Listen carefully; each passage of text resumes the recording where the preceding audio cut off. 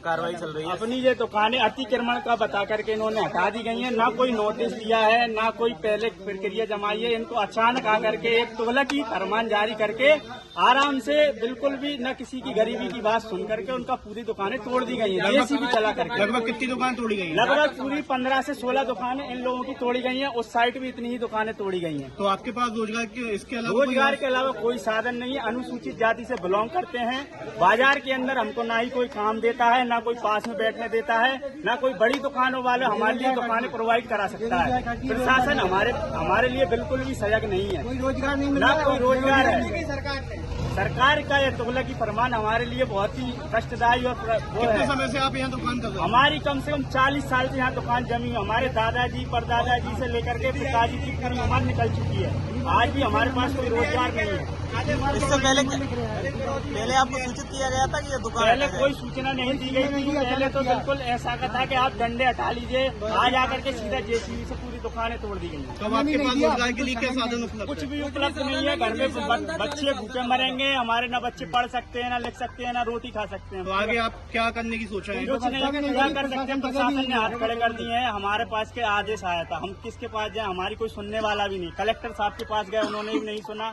हम एसडीएम साहब के पास गए, उन्होंने भी नहीं सुना। सीएम साहब के पास हम सुबह से घूम रहे हैं। विधायक जी के पास भी हम गए, उन्होंने कहा शाम तक हटा लीजिए। उन्होंने कहा इनको जगह निर्धारित कर करके उन्होंने कहा था कि इनको दूसरी जगह निर्धारित करी जाए, इसके बाद दुकानें हटाई जाएं। विधायक जी का कोई भी इन्होंने एक भी आदेश न मानते हुए बिना जगह निर्धारित करे हमारी सारी दुकानें ऐसे ही हटा दी। और आज हम पूछ रहे हैं कि हम हमारी दुकानें कहाँ रखे, तो ये बोल रहे हैं हमें पता नहीं है।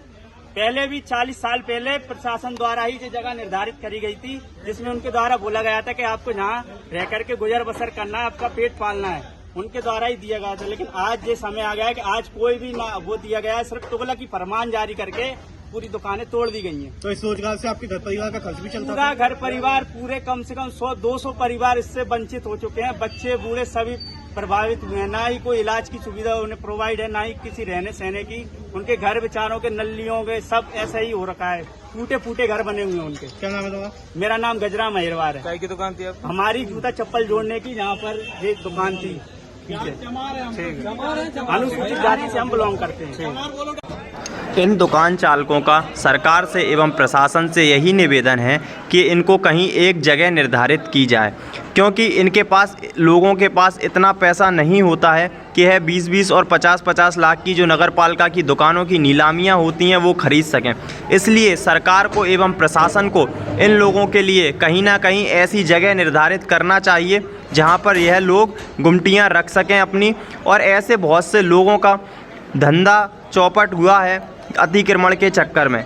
इनके घरों में इन दुकानों से ही इनका खर्चा चलता था। गुना प्रशासन को इस चीज़ पर ध्यान देना चाहिए। इनको एक जगह निर्धारित की जाए सभी गुमटी वालों को कि आप लोग यहाँ पर गुमटियाँ रखें और यहाँ पर अपना काम चालू करें, क्योंकि त्योहार आने वाले हैं और यह लोग बेरोजगार हो चुके हैं। गुना प्रशासन से मैं निवेदन करना चाहता हूँ इस चीज़ पर ध्यान दिया जाए।